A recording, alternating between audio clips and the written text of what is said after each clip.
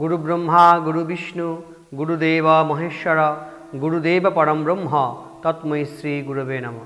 सबाइके आमार नमस्कार। आमी डक्टरेट श्री स्वरूप चक्रवर्ती बोलছি।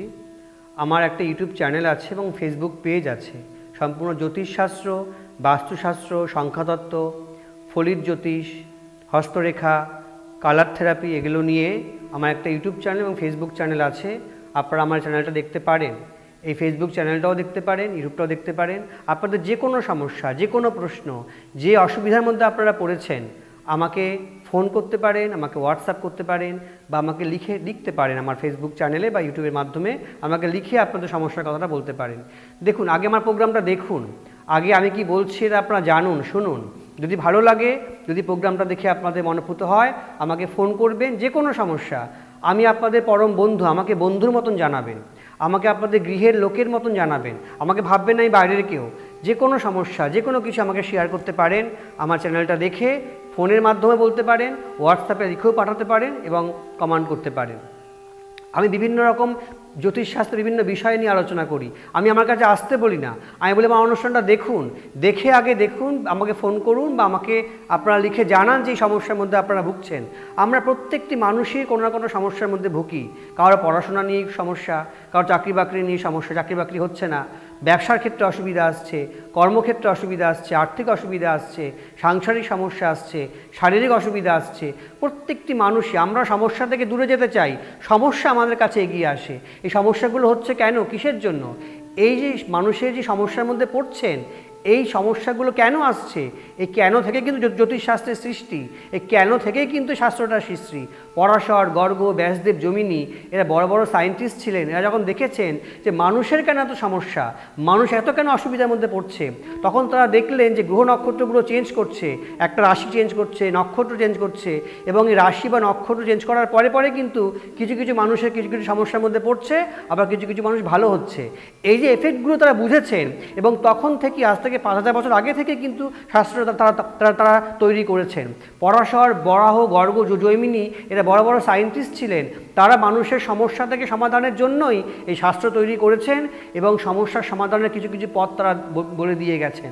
আপনারা প্রোগ্রামটা দেখবেন, প্রোগ্রামটা দেখলে আপনাদের জ্যোতিষ সম্পর্কেও আপনাদের একটা ধারণা হবে যে জ্যোতিষশাস্ত্রটা কী, এটা কী জিনিস। আপনারা অনেকে ভাবেন যে আজকে যাব কালকেই ঠিক হবে, না, এমন জ্যোতিষশাস্ত্র নয়, যে মিরাকেল শাস্ত্র নয়, এটা সম্পূর্ণ সায়েন্টিফিক শাস্ত্র। এবং এই শাস্ত্র বলে দিয়েছে কি করে মানুষকে মঙ্গলের দিকে নিয়ে যাওয়া যায়। জ্যোতি মানে হচ্ছে আলো, আপনাদেরকে অন্ধকার থেকে আলোর দিকে নিয়ে যাওয়াটাই কিন্তু জ্যোতিষীদের কাজ। প্রোগ্রামটা দেখবেন এই চ্যানেলে, ইউটিউব চ্যানেলে, ফেসবুক পেজের মধ্যে আপনারা জ্যোতিষশাস্ত্রের বিভিন্ন বিষয় জানতে পারবেন। যেটা আমি আজকে আলোচনা করব, 1431 সামনে বাংলা বঙ্গাব্দ আসছে। 1431 সালটা মকর রাশির ক্ষেত্রে কেমন যাবে, মকর রাশি এবং মকর লগ্নের 1431 সালটা কেমন যাবে।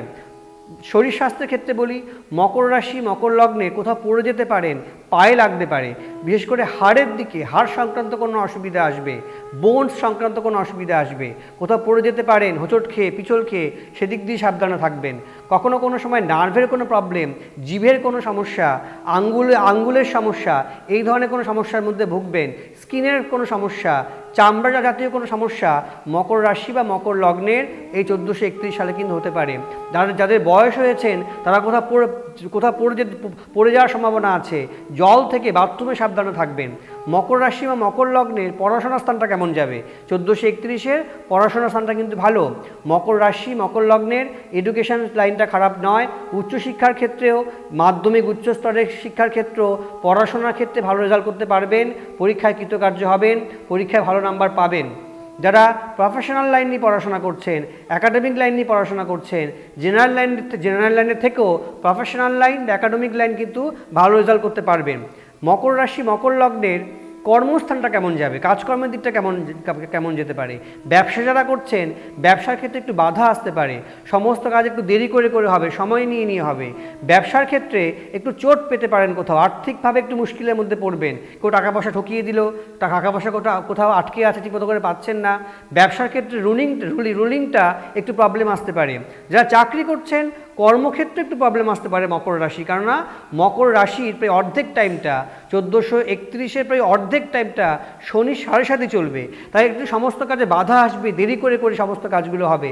যাদের মকর রাশি এবং মকর লগ্ন, আপনারা কখনো এই 1431 সালে শনি ঠাকুরের চোখের দিকে তাকাবেন না এবং নীল এবং কালো রং থেকে দূরে থাকবেন। একটু তামাটে কালার, একটু লাল রং, একটু হলুদ রং বেশি ব্যবহার করবেন। যাদের মকর রাশি বা মকর লগ্ন, কর্মক্ষেত্রে চাকরির ক্ষেত্রে প্রমোশন আটকে যেতে পারে, বা কোথাও হয়তো একটুখানি ভালো কোনো কিছু হওয়ার সেটা আটকে যেতে পারে, দেরি হতে পারে, সেদিক দিয়ে একটু খেয়াল রাখবেন। যাদের মকর রাশি মকর লগ্ন, সাংসারিক জীবনে একটু প্রবলেম আসতে পারে। কখনো কোনো সময় একটু ভুল বুঝাবুঝি হলো, কখনো কোনো সময় মনোমালিন্য হলো, সংসারে দেখবেন একটা ডিস্টার্ব চলছে, কারোর সঙ্গে কারো অ্যাডজাস্ট হচ্ছে না, ছেলে মেয়েদের সাথে একটুখানি বৈরতার সৃষ্টি হচ্ছে, ছেলে মেয়েরা মা বাবার শত্রু হয়ে যাচ্ছে, একটু প্রবলেম আসবে। এবং যাদের মকর রাশি মকর লগ্ন, বিশেষ করে তাদের পায়ের বা গিঁটে ব্যথা হতে পারে। যাদের মকর রাশি বা মকর লগ্ন, তাদের ক্ষেত্রে একটা সংখ্যা বলে দিন, 8 সংখ্যা। আপনারা 8 তারিখগুলো প্রতি মাসের বাংলা এবং ইংরাজির 8-এর তারিখগুলো, যেমন 8, 17, 26, 17 কেন, 1-এর সঙ্গে 7 যোগ করলে 8 হয়, 26ও কিন্তু 2-এর সঙ্গে 6 যোগ করলে 8 হয়। 8, 17, 26 এটা ইংরাজি মাস অনুযায়ী, বাংলা মাস অনুযায়ী এই তারিখগুলো খেয়াল রাখবেন। কোনো কাজ করতে যাচ্ছেন 8, 17, 26 তারিখ করে করবেন এবং নীল রং থেকে দূরে থাকবেন। মকর রাশির ক্ষেত্রে হলুদ রং, লাল রং, গেরুয়া রংটা 1431 ক্ষেত্রে ভালো হবে। এবং আপনারা দক্ষিণাকালী এবং হনুমানের পুজো করবেন। যেহেতু শনি 7.5 চলছে, দক্ষিণাকালী মন্ত্র পাঠ করবেন, হনুমানের মন্ত্র পাঠ করবেন, হনুমান চালিসা পাঠ করবেন। এবং একটা টোটকা বলে দিই, একটা হলুদ রঙের কাপড়ের টুকরোর মধ্যে, হলুদ রঙের কাপড়ের টুকরো একটু কর্পূর রাখবেন, কর্পূর আর মেথি, একটু কর্পূর আর মেথি প্রতিদিন একটা হলুদ কাপড়ের মধ্যে আপনারা স্নান করে দেবেন।